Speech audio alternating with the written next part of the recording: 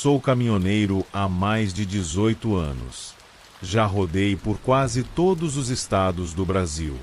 Já encarei chuva, neblina, estrada esburacada, assalto, pneu furado de madrugada. Mas o que aconteceu naquela noite foi diferente de tudo. Era uma rota que eu conhecia bem, BR-262, saindo de Belo Horizonte com destino à Vitória, no Espírito Santo. Meu carregamento era leve. Então planejei fazer boa parte da viagem durante a madrugada para evitar trânsito. Por volta das 2 horas da manhã, já estava passando por um trecho conhecido por ser bem isolado, cercado por mata dos dois lados, sem sinal de celular e sem qualquer iluminação, além dos faróis do caminhão. Foi ali que tudo começou. Primeiro, um cheiro estranho começou a entrar pela ventilação da cabine. Um cheiro de terra molhada misturado com ferro enferrujado, como se fosse sangue. Pensei que fosse alguma coisa na estrada, talvez um animal morto, mas o cheiro continuava, forte, grudado nas minhas narinas. Liguei o rádio para tentar me distrair, mas todas as estações estavam só chiando. De repente, o rádio desligou sozinho. Foi quando olhei pelo retrovisor. Por um instante, juro que vi alguém sentado no banco do carona. Um homem, magro, pele pálida, usando um chapéu antigo, cabeça baixa e com as mãos cobertas de terra, como se tivesse acabado de sair de um buraco. Pulei no banco de susto, virei para olhar diretamente, mas o banco estava vazio. Tentei me convencer de que era cansaço, sono, imaginação. Segui viagem, mas meu coração estava acelerado.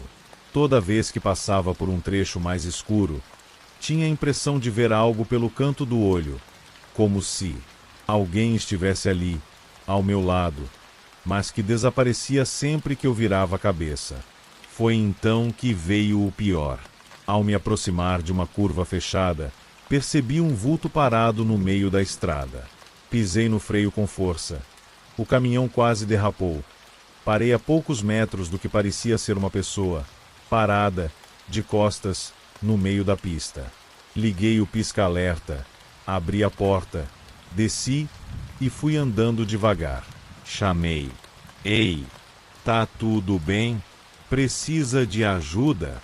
A figura não respondeu, nem se mexeu. Quando cheguei a uns 3 metros de distância, ela simplesmente desapareceu. Não andou, não correu, não sumiu atrás de nada. Ela simplesmente evaporou no ar. Na minha frente. Corri de volta pro caminhão, tremendo. Liguei o motor, mas a bateria, morta. O rádio, que estava desligado, começou a chiar, sozinho. E foi nesse momento que ouvi uma respiração atrás de mim, dentro da cabine. Me virei e vi, sentado novamente no banco do carona, o mesmo homem, com o rosto agora virado para mim, os olhos fundos, totalmente pretos, e um sorriso que não combinava com nenhum ser humano. A última coisa que lembro foi dele sussurrando uma única frase: "Você já me trouxe longe demais. Agora é minha vez de dirigir." Apaguei. Quando acordei, já era manhã. Meu caminhão estava estacionado no acostamento, a quilômetros de onde tudo aconteceu. Sem arranhões, sem sinal de arrombamento, sem explicação. Desde aquele dia, nunca mais pego estrada sozinho de madrugada. E até hoje, de vez em quando olho rápido pro banco do carona, ainda acho que vejo aquela silhueta me acompanhando, esperando a próxima viagem.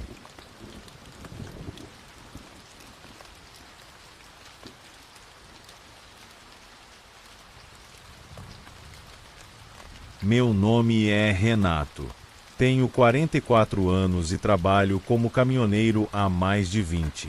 Já vi de tudo por essas estradas. Mas o que aconteceu comigo numa madrugada na BR-470, entre Blumenau e Rio do Sul, ainda me tira o sono. Era um carregamento simples, caixas de materiais de construção. Eu tinha saído de Itajaí no começo da noite e planejava chegar em Rio do Sul antes das 4 da manhã. Mas o tempo virou. Começou uma neblina densa, e logo veio uma garoa fina que só piorava a visibilidade. Perto das 2h30, já cansado e com sono, decidi encostar o caminhão num acostamento bem aberto, perto de um matagal. O lugar era deserto, só mato dos dois lados. Apaguei por uns 40 minutos. Quando acordei, senti um frio anormal dentro da cabine. O tipo de frio que parece vir de dentro de você, como se o sangue ficasse gelado. Foi então que vi, pela janela, uma menina, parada, do outro lado da estrada. Ela devia ter uns 7 ou 8 anos, usava um vestido claro, meio sujo, e os cabelos caíam sobre o rosto.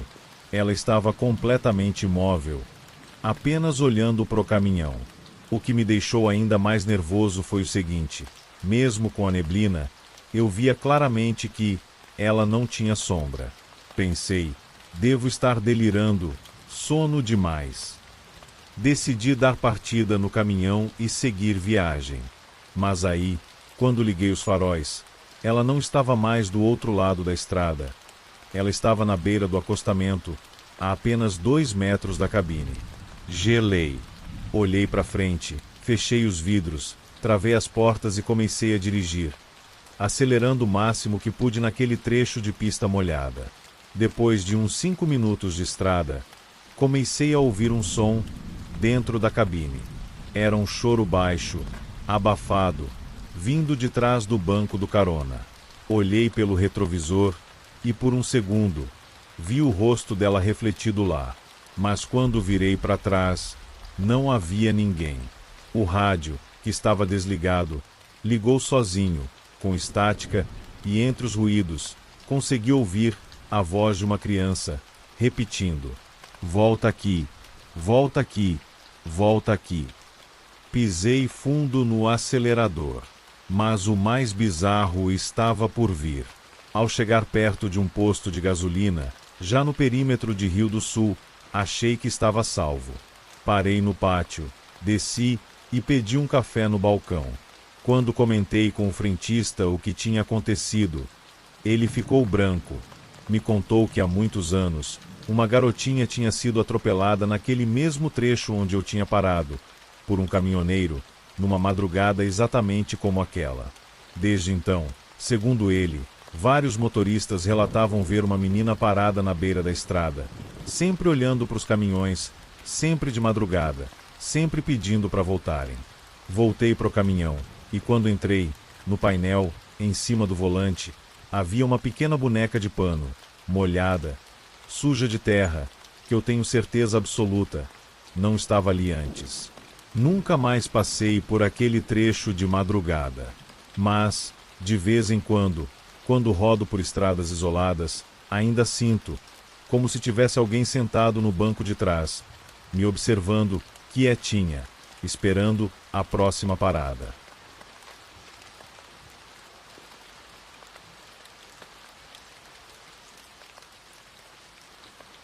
Meu nome é Geraldo. Tenho 52 anos e trabalho como caminhoneiro desde os 20. Já vi muita coisa na estrada. Acidentes feios, assaltos, até gente surtando de sono. Mas o que aconteceu comigo naquela noite, na BR-153, eu nunca vou esquecer. Era um frete de Goiânia até Anápolis. Trajeto rápido, cerca de 1h30 no máximo. Saí por volta das 22h. E achei que chegaria antes da meia-noite. Mas as coisas começaram a dar errado logo no começo. Logo nos primeiros quilômetros, percebi uma neblina surgindo do nada. E não era aquela neblina rala, era densa, espessa, parecia fumaça de incêndio, mas sem cheiro.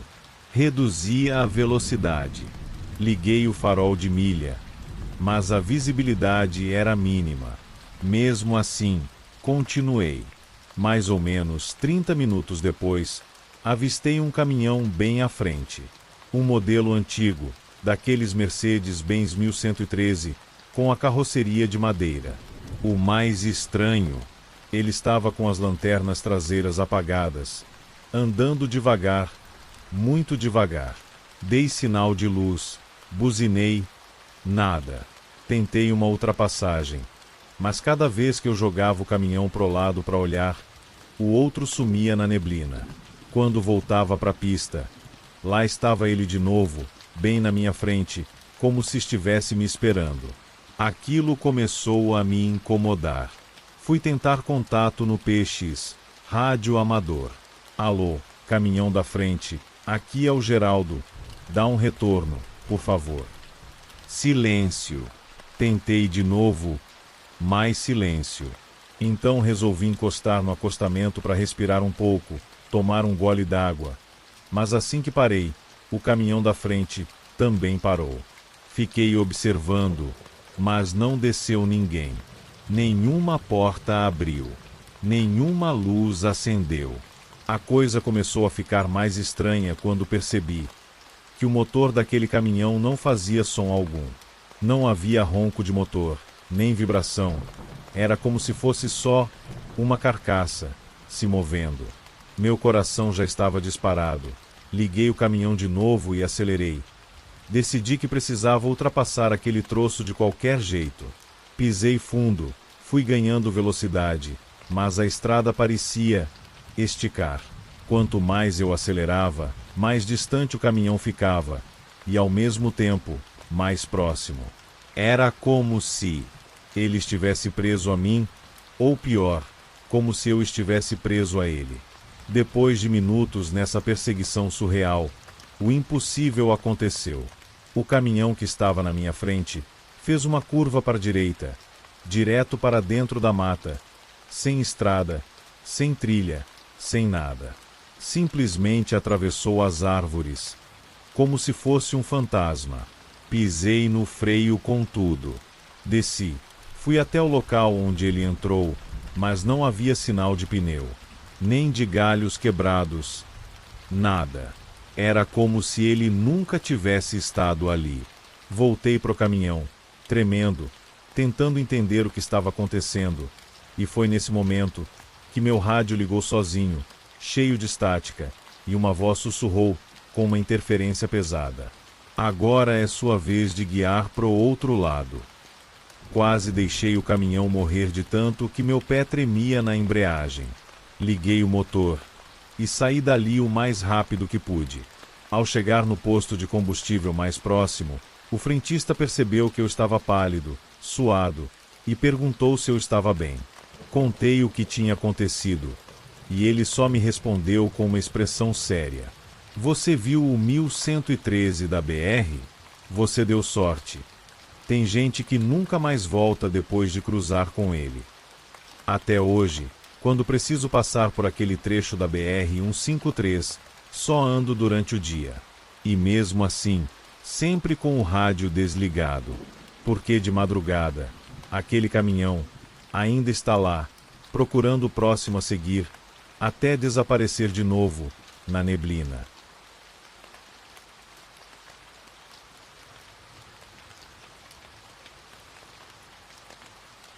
Meu nome é Elias, tenho 47 anos e sou caminhoneiro há mais de 20. Já enfrentei tempestade, deslizamento de pista, assalto à mão armada. Mas nada me marcou tanto quanto o que aconteceu naquela madrugada na BR-16, num trecho isolado entre Curitiba e São Paulo. Era uma entrega urgente. Precisava sair de Curitiba perto da meia-noite para chegar em São Paulo antes das 7 horas da manhã. O tempo estava fechado, com uma garoa fina e constante, e a neblina cobria a pista como um véu. A estrada estava praticamente deserta. Só eu e o som monótono do motor. Foi então que, ao passar por um trecho de mata fechada, avistei uma figura à beira da estrada. Um homem, de braços levantados, como quem pede carona ou socorro. Reduzi a velocidade e parei o caminhão no acostamento. Ele era magro, usava uma jaqueta de couro velha, calça jeans rasgada e tinha um boné surrado cobrindo o rosto. Quando ele se aproximou da janela, notei que o sujeito tremia, provavelmente de frio. Perguntei: "Tá perdido, parceiro?" Quero uma carona até o próximo posto. Ele só assentiu com a cabeça, sem falar uma palavra. Subiu no caminhão e se acomodou no banco do carona. O silêncio dele me incomodava, mas achei que fosse trauma ou algo do tipo. Segui viagem. Durante os primeiros quilômetros, tentei puxar conversa. Perguntei de onde ele era, para onde ia. Mas ele só ficava olhando para frente, quieto, com o rosto meio encoberto pela aba do boné. Foi aí que percebi uma coisa estranha. O espelho retrovisor, o interno, dentro da cabine, não refletia ele. Conferi mais de uma vez. Eu via o banco vazio no reflexo, mesmo com ele ali, do meu lado. Meu estômago virou. Decidi parar no próximo posto para tentar entender o que estava acontecendo. Mas o trecho ali é longo, sem acostamentos, sem retornos, sem nada. Só estrada, reta e infinita. Olhei para o painel do caminhão. O relógio digital, congelado em 3h13 da manhã. Não importava quanto tempo eu dirigisse, o relógio não mudava. Olhei de novo pro carona, e dessa vez ele me encarava. O rosto dele estava completamente diferente, pálido, os olhos fundos e o sorriso, largo demais, com dentes amarelados, quase como se a boca dele se estendesse mais do que o normal. Tentei manter a calma, fingi que não vi, mas então ele falou, com uma voz grave, arrastada, como se viesse de dentro de um poço. Você não devia ter parado. O motor do caminhão começou a falhar, os faróis piscaram, e a cabine toda ficou gelada, como se a temperatura tivesse caído uns 20 graus em segundos. Pisei fundo, acelerei como nunca, tentando me afastar dali. A cada vez que eu olhava para o lado, o banco do carona estava, ora vazio, ora com ele, ora vazio de novo, como se estivesse me perseguindo de dentro da própria cabine. Depois de alguns minutos de puro pânico, avistei as luzes de um posto de gasolina. Parei o caminhão no pátio, desci correndo, gritando, chamando por ajuda.